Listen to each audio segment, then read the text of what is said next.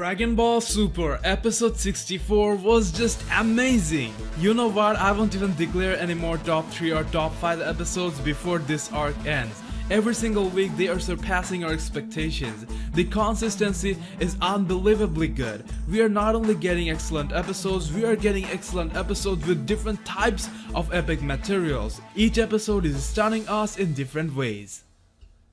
The animation quality of this episode was really cool. I think it is one of the finest edited episodes of the arc till now. There were some inconsistencies or scenes that might bother you a bit, but those factors were highly overshadowed by some of the intense and amazing scenes we got. Like the fusion of Zamasu and Black, or Black's clone army. First, let's take a look at the top 3 WTF of this episode. Number 3. Black's mysterious power. We know Vegeta immensely powered up after returning from the past. Goku Black is envious of Vegeta's power and tried to figure out the secret behind this sudden boost. Black figured it must be due to rage or anger Vegeta was able to surpass him so easily. Even though he considers the method as some dirty mortal technique, he uses it to his advantage and ends up developing his Keyblade into a mysterious Grim Reaper's scythe. He developed powers which were even mysterious to him and remained so even for the audience. The scythe created something that looked like a portal from one universe or timeline to another, but we don't know for sure what it exactly was and how it worked. Though we came to know about its functionality to some extent, as it cuts to the next scene, we see smoke swarming into clones of Goku Black. Seeing the last episode preview, most fans thought it could be something like Kid Goku, TN, and others used to use in Dragon Ball days. But this one is quite different. No matter how many clones Goku and Vegeta kept destroying, they started reforming in even greater numbers. It seemed there were no ways out of it, and they didn't actually find a way out of it. But due to what Trunks did to Zamasu, Black had to leave, resulting in the clones and that portal looking thing disappearing. I don't know what Black was thinking. Maybe he thought the clones would remain even if he left, as he clearly stated he had no idea of what he was doing with his newfound power. But either ways, going back to Zamasu would still be the priority from his side. I want to mention one thing though.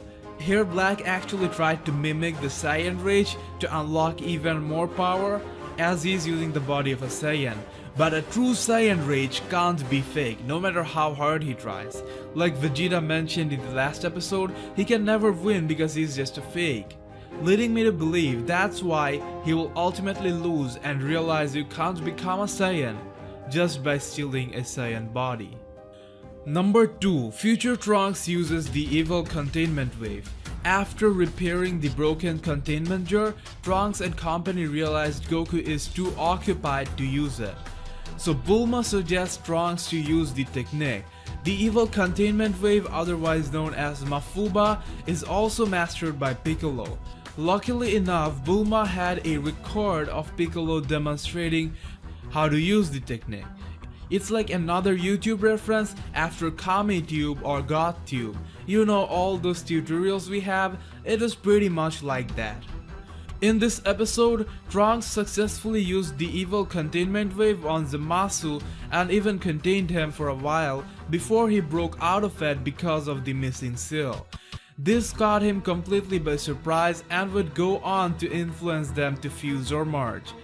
Now, the thing that bothered people is Trunks learned the technique just by watching it for once.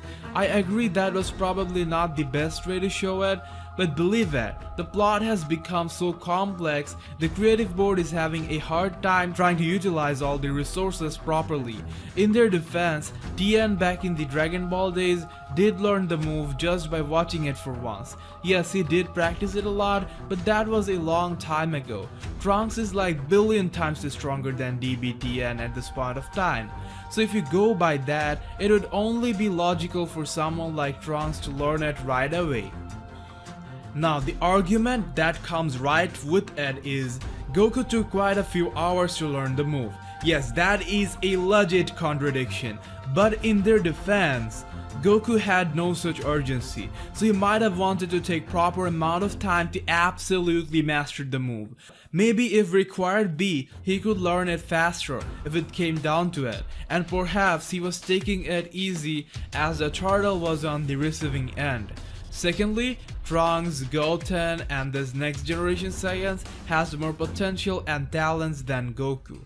They achieved higher levels of power, became Super Saiyan at a very early age, putting much less effort than Goku or Vegeta.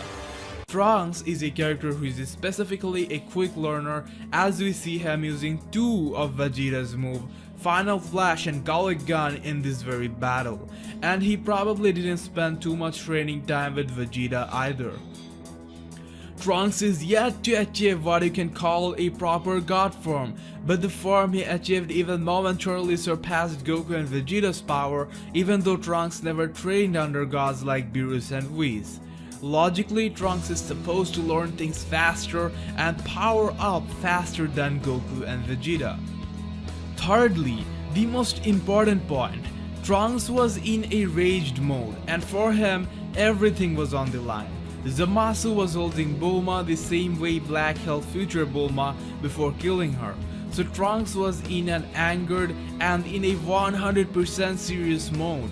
We all know science specifically performs better under pressure. On the other hand, even though Goku had some urgency, it wasn't Trunks level. No one was about to kill Chi-Chi. He was practicing the technique against a turtle. You have to understand the difference here. And maybe if Goku was in his place, the same would happen. One additional point is, because Zamasu is immortal, he doesn't always keep his guard. He often takes attack only to come back like a badass. When Black returned, he did point out that they shouldn't get too cocky.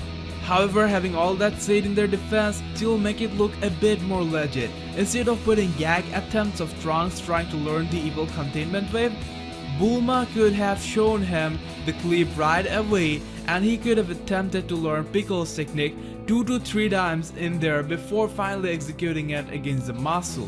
Also, they could make Trunks look just a bit weakened after using the move, as it sucks out some life force. But sometimes we have to respect the official decision, and maybe they just wanted to make a point showing the potential that resides within Trunks. Number 1. The birth of Supreme God Zamasu. After realizing just how dangerous mortals can be, Goku Black and Zamasu decided to use their ace card. Using the Potara earring, they fused and reached an ultimate peak of power. They became a Supreme God, a god the universe have never seen before. The fusion is all we get to know about this form, as the episode ends soon afterwards.